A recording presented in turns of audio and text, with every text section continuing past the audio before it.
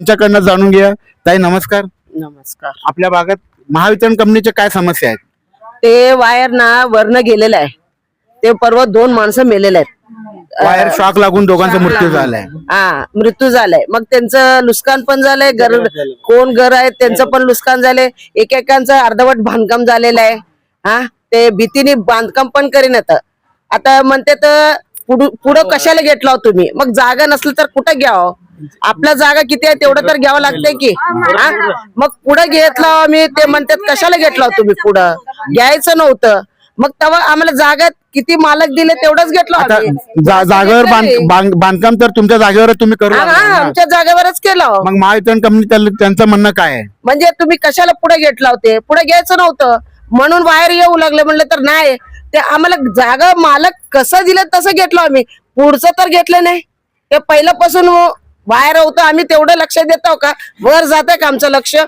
घेताना जाते का तेवढं?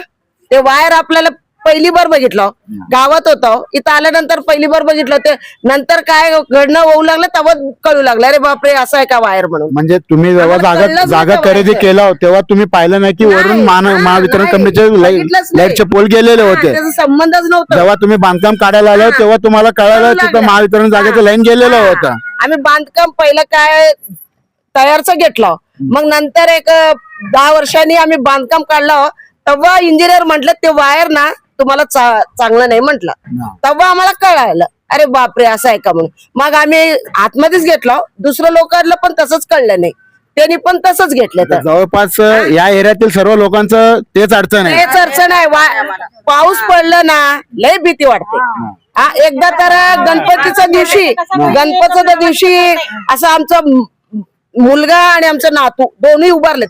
वायर असं पडालत, दुसरं बघून असं ओढलेत. 1-5 मिनिट झालं ना झालं असतं. आणि दुसरं आलेत पाहुणे.